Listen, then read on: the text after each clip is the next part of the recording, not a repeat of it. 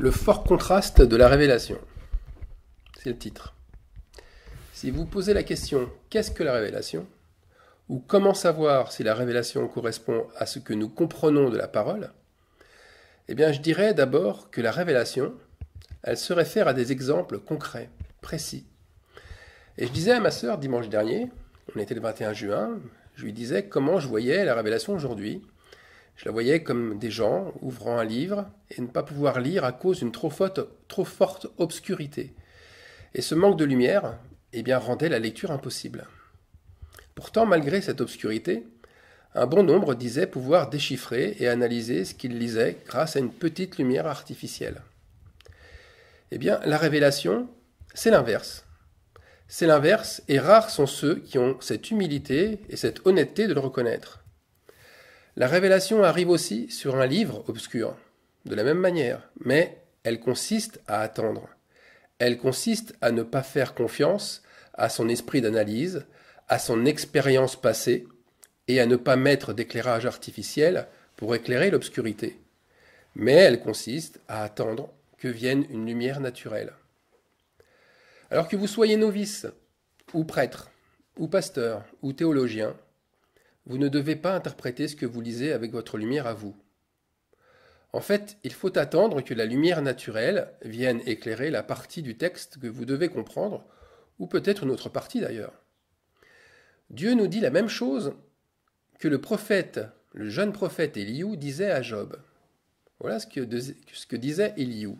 « Écoute-moi, tais-toi, et je t'enseignerai la sagesse. » En d'autres mots, Éliou disait « Mais arrête de t'écouter, arrête de prendre tes pensées pour celles de Dieu, sois humble et reçois un autre enseignement, reçois une autre lumière. » Ce que je vous dis là, c'est aussi mon expérience. C'est comme cela que je procède depuis 6 ans. Quand j'ouvre la Bible, par exemple, je m'attends à ce qu'une lumière vienne éclairer ce que je lis. Mais voilà, des fois, il n'y a rien. Il n'y a rien qui me vient, et je tourne les pages, puis je referme le livre, et je passe à autre chose. Ou alors il m'arrive parfois de me souvenir d'un verset, et pendant que je suis en train de le chercher, eh bien c'est un autre qui attire mon regard.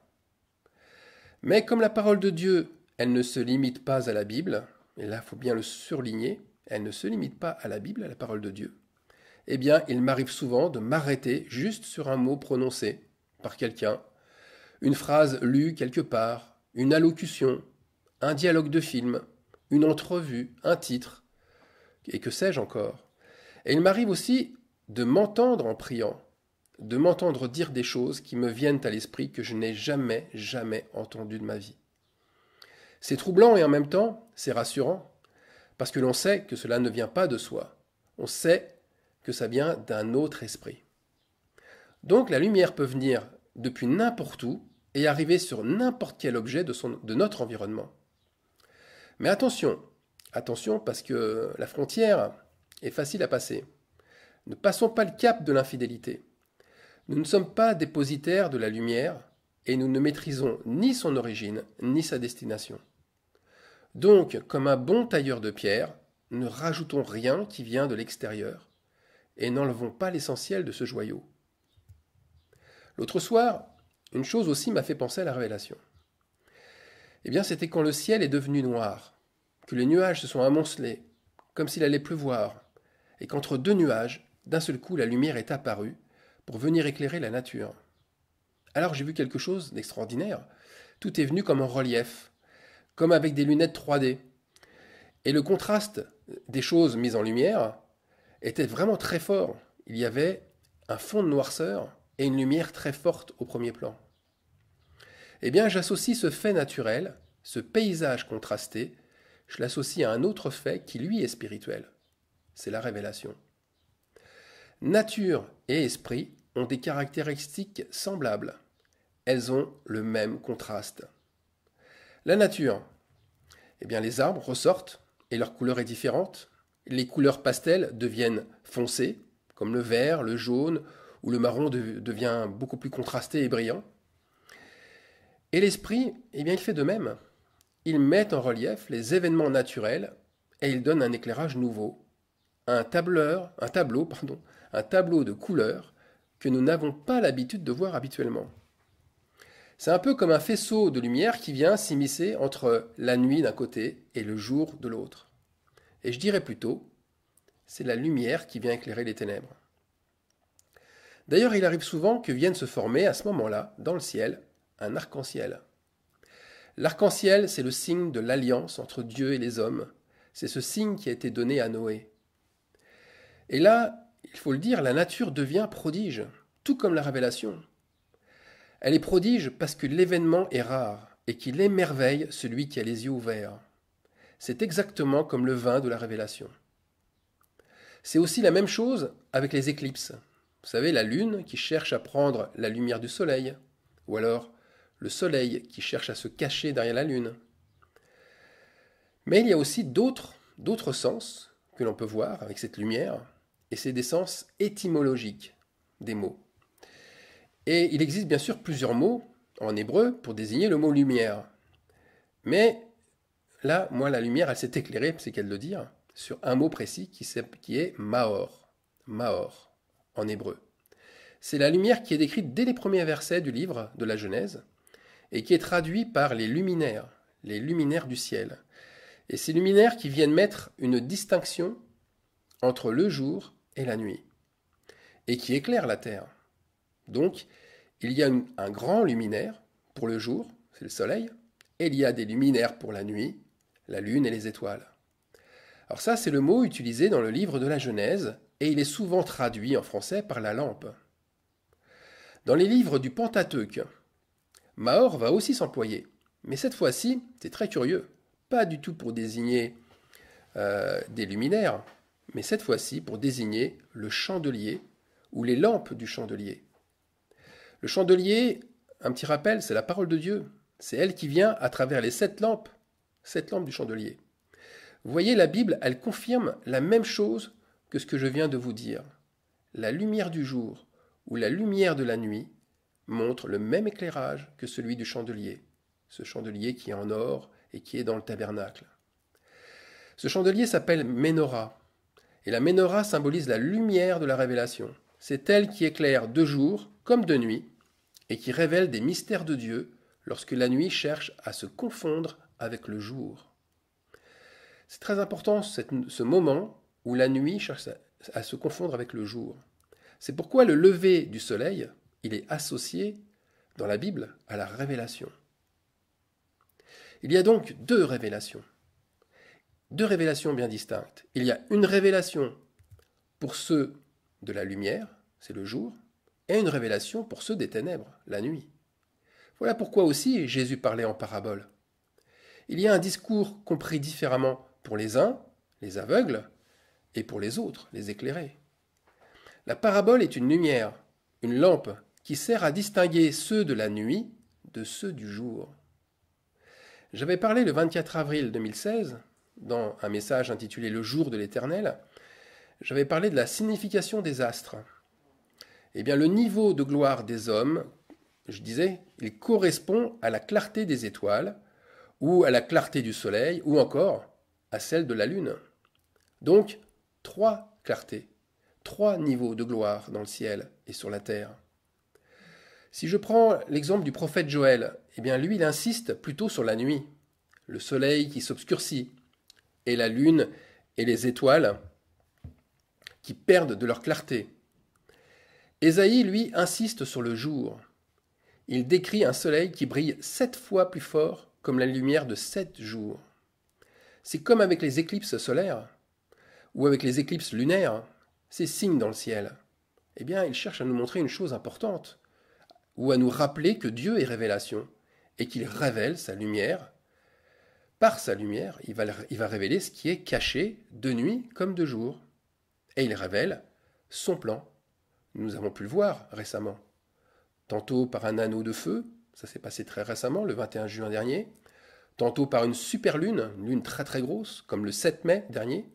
Ou tantôt par une lune rousse, ça c'était le 15 avril. Vous voyez, à chaque fois, sur chaque mois, il y a eu un phénomène dans le ciel. Mais on va revenir encore sur cette notion de lumière et ce mot hébraïque, Maor. Maor est aussi employé 16 fois. 16 fois dans 7 livres de l'Ancien Testament. Voyez, ce nombre 16, c'est le nombre des familles rassemblées, ceux qui se consacrent, qui sont mis en lumière et réunis. Et c'est associé au chiffre 7.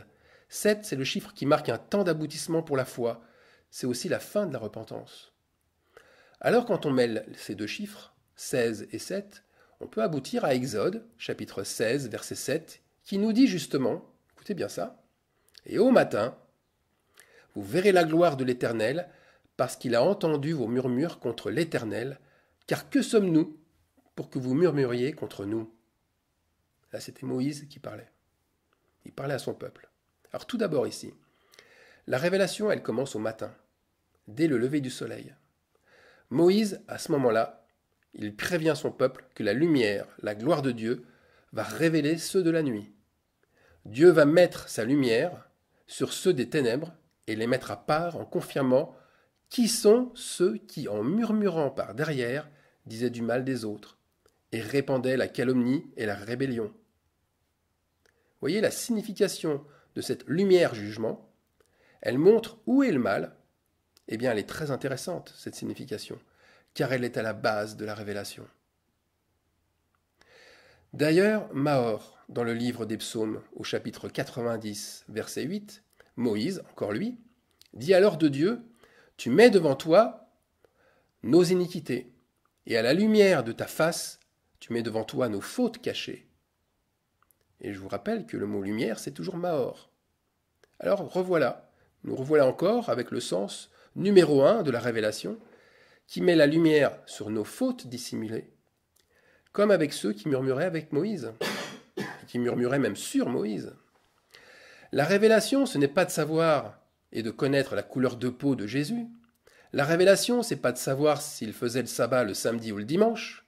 La révélation, c'est pas de connaître la meilleure version biblique, qui vous rapprocherait au mieux de la vérité. Ou encore, la révélation, c'est pas de connaître le jour de l'Éternel. Non. La lumière de Dieu, elle sert en premier à dévoiler l'hypocrisie. Elle sert à dévoiler l'hypocrisie qu'il y a dans chaque être humain. Mais ce n'est pas fini. Le dernier livre qui emploie le mot Mahor, c'est le livre du prophète Ézéchiel. Et curieusement, c'est pour montrer un temps où il n'y a plus du tout de lumière dans le ciel. Tout est devenu obscur. Je vous lis le texte, Ézéchiel 32, verset 8. « J'obscurcirai, à cause de toi, tous les luminaires. » Donc tout luminaire, c'est Mahor. Hein. « Tous les luminaires des cieux, et je répandrai les ténèbres sur ton pays, dit le Seigneur l'Éternel. » Alors lorsque la lumière ne brille plus, que se passe-t-il réellement sur terre? Jésus nous le dit dans Matthieu, chapitre 17, verset 12. « Mais je vous dis qu'Élie est déjà venu, qu'ils ne l'ont pas reconnu, et qu'ils l'ont traité comme ils ont voulu. » Les ténèbres font qu'on ne reconnaît plus d'où provient la lumière, cette lumière Mahor. On ne sait plus par quel prophète Dieu parle. Et on a sous-estimé, on s'est moqué même de celui à qui Dieu a confié sa lumière. C'est ce que dit Jésus dans Matthieu. Ils feront souffrir de la même manière le Fils de l'homme. Mais alors pourquoi? Eh bien parce qu'ils ne le reconnaissent pas, tout simplement. Et concrètement, dans le concret, dans les faits de tous les jours, eh bien l'absence de révélation veut dire que les péchés de chacun restent cachés. Alors est-ce que c'est seulement pour les impies et les non-croyants? Pas du tout. C'est pour tous les habitants du pays. Et le signe terrestre de tout ça, c'est le verset suivant qui nous le dit. C'est le verset suivant du livre d'Ézéchiel, chapitre 32, au verset 9. « Et je troublerai le cœur de beaucoup de peuples quand je ferai parvenir la nouvelle de ta ruine parmi les nations dans des pays que tu n'as pas connus. » Alors la ruine, la stupeur, le trouble, l'angoisse, la peur, tout ça, tous ces signes de notre temps, eh bien c'est des signes qui vont se répandre et créer une réputation à ceux qui connaîtront la ruine. Et qui à leur tour vont provoquer aussi ailleurs les mêmes troubles et la même angoisse. N'y voyez-vous pas déjà les conséquences du virus qu'on vit actuellement, ce virus à couronne, qui provoque la ruine sur beaucoup de têtes couronnées et qui font trembler les habitants de l'autre côté de l'hémisphère? Ce sont des signes qui montrent aussi que nous sommes bien dans l'obscurité, et que la révélation est éteinte dans toutes les églises, dans toutes les synagogues, dans tout ce qui fait office de maison de Dieu. Dieu parle peu, c'est vrai, mais toujours, toujours, par un Élie qui leur a choisi lui, personnellement, et qui sera isolé, comme dans le désert, loin, très loin des temples connus, comme il l'a fait autrefois avec ses prophètes.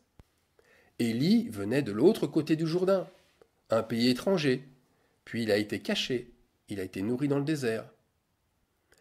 Dans la Bible, le mot hébreu, or, c'est encore un autre mot hébreu, il est aussi employé, mais même plus que Mahor.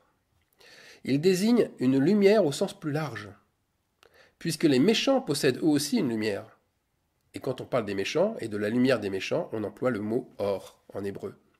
Et cette lumière-là, nous dit Job 18,5, elle ne s'éteindra, elle s'éteindra un jour. Et les méchants, eh bien, ce sont les faux prophètes qui brillent avec leur propre lumière, une lumière artificielle. Eh bien, cela signifie que vous devez agir comme l'apôtre Jean l'a indiqué avec ceux qui vous disent qu'ils ont une révélation du Seigneur, c'est-à-dire qu'ils ont une lumière qui vient sur eux. Comment agir avec ces personnes-là? Eh bien, 1 Jean 4,1 nous dit « N'ajoutez pas foi à tout esprit, mais éprouvez les esprits pour savoir s'ils sont de Dieu, car plusieurs faux prophètes sont venus dans le monde. » Alors c'est quoi éprouver les esprits? Eh bien, c'est reconnaître l'origine de la lumière. C'est savoir si cette lumière provient d'une énergie artificielle ou au contraire, si cette énergie est naturelle et elle provient par conséquent du Saint-Esprit. Alors premièrement, eh bien, pour justement reconnaître d'où vient la lumière, il faut redoubler de prudence, car la quasi-totalité des prophéties sont fausses. Elles ressemblent plus à de la divination, car nous sommes dans un temps de ruine, et la lumière n'est qu'artificielle. Le soleil ne brille plus sur terre, il n'est plus le bienvenu. Aucune église reconnue, aucun système religieux officiel ne reçoit la lumière naturelle. Il n'y a plus de ministère prophétique. Et, c'est encore Jésus qui le dit, la lumière luit dans les ténèbres, et les ténèbres ne l'ont point reçue. Ça veut dire que tous ces systèmes ténébreux de la religion ne reçoivent pas la lumière. Ça, c'est première partie. Deuxième partie. Éprouver les esprits, c'est voir si la prophétie met en lumière des fautes cachées que beaucoup auraient cherché à dissimuler par tous les moyens. Si la prophétie ne concerne pas de fautes à confesser et à expier, cela ne provient pas de la lumière du ciel Mahor. C'est d'une autre lumière. Troisièmement, on vient de le lire, je troublerai le cœur de beaucoup de peuples. Eh bien là, il faut être patient et il faut attendre le moment du jugement. Mais quel jugement? Ce jugement, c'est que la lumière étant venue dans le monde, les hommes ont préféré les ténèbres à la lumière. Alors comment saurons-nous qui d'un tel ou d'un tel a préféré les ténèbres à la lumière? Observez attentivement. Regardez comment est le cœur de ces croyants, je les appelle les croyants étoiles. Brille-t-il artificiellement ou naturellement? Pour le savoir, c'est au moment où arrivent les soucis, c'est au moment où arrivent les problèmes, les malheurs, observez-les. Sont-ils troublés? Sont-ils nerveux? Sont-ils inquiets? Comment réagissent-ils vis-à-vis de leurs biens personnels? Sont-ils paisibles tout le temps ou font-ils tout pour cacher leur anxiété? Ont-ils des moments d'euphorie, de jubilation, de joie extrême? Et à d'autres moments, se cachent-ils pour dissimuler leur tristesse, pour dissimuler leur peur et leur découragement? Parce qu'ils ressentent cette culpabilité d'avoir préféré les ténèbres à la lumière. Un croyant qui possède un comportement excessif, comme s'exalter dans la louange, puis d'un seul coup qui court pour se faire très discret, comme s'il allait vaquer dans un coin à la prière. Ou bien un autre croyant qui a la réputation d'être très pieux, mais qui alterne un état d'extrême bonté, avec des moments de forte irritabilité, allant jusqu'aux éclats de colère. Eh bien, c'est qu'il ne se sent pas très bien, et qu'il cherche à fuir et à dissimuler quelque chose. Il y a en fait un combat. Il y a un combat en lui, un combat entre la lumière et les ténèbres. Et le livre de Job le décrit très bien, ce combat. Un combat qui atteint les ennemis de la lumière. Job, chapitre 24, des versets 14 à 17. Au verset 14, l'assassin se lève à la lumière du jour. Vous voyez, juste à la fin de la nuit. Et l'assassin tue le pauvre et l'indigent. Donc on voit bien que celui qui pratique le mal se voit le faire, mais il se cache pour ne pas être vu ni reconnu. L'assassin, qui est l'ennemi de la lumière, fait mine de s'intéresser aux nécessiteux, mais il les dénigre et il n'a les yeux que sur l'argent. D'ailleurs, verset 14, donc un petit peu plus loin, il dérobe pendant la nuit. Mais que vole-t-il exactement? L'argent, oui, mais pas seulement. Il s'empare de l'or de Dieu, c'est-à-dire la foi, la saine doctrine aussi. Verset 15, toujours cet assassin, il met un voile sur sa figure. La nuit, il force les maisons. Ça veut dire que c'est en période de ténèbres qu'ils sont les plus actifs et les plus violents, puisque jusqu'au verset 16, on le voit, le jour, ils se tiennent enfermés, ils ne connaissent pas la lumière. Verset 17, pour eux, le matin, c'est l'ombre de la mort. Ils en éprouvent toutes les terreurs. Et oui, vous voyez, quand vient la lumière, en même temps que la ruine, la mort rôde autour d'eux et la terreur les surprend. Leur attitude terrifiée, épouvantée, fait un effet de lumière sur eux, c'est-à-dire qu'ils sont trahis par leur réaction. Cette connaissance, c'est vrai que je la tiens aussi de mon expérience. J'ai connu des personnes pieuses, manifestant cette bipolarité, qui passent en un rien de temps de la joie à la tristesse. Alors je ne les condamne pas, je ne suis pas en train de les envoyer en enfer ou je ne sais pas où. Je dis simplement qu'elles ont préféré les ténèbres en dissimulant leurs crimes et que pour sortir de cette génération perverse, elles doivent absolument confesser leurs fautes. La question, le feront-elles?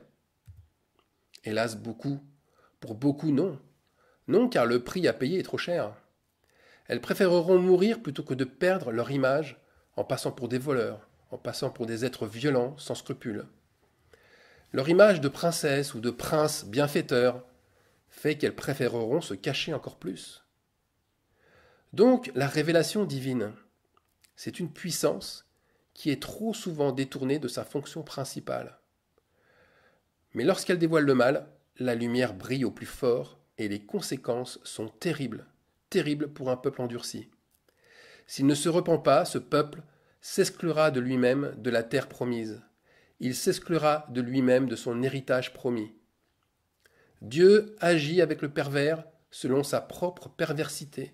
Psaume 18, 26. C'est-à-dire que c'est du donnant-donnant. Tu veux et tu aimes la corruption? Alors tu te souilleras encore plus. Pour les autres, eh bien c'est les versets suivants, le verset 27. Cette prière sage, très sage du roi d'Israël David. Et cette prière doit être sincère et profonde, même pour nous, prononcée par nous. Tu sauves le peuple qui s'humilie et tu abaisses les regards hautains. Oui, tu fais briller ma lumière. L'Éternel, mon Dieu, éclaire mes ténèbres. Alors soyons profonds dans la révélation et acceptons le contraste. Car ma lampe sert en premier à m'éclairer. Si je dois me glorifier de cette lampe, qui est la révélation, je dois alors témoigner que cette lampe a révélé et qu'elle révèle et qu'elle révélera toujours, toujours mes ténèbres. Amen.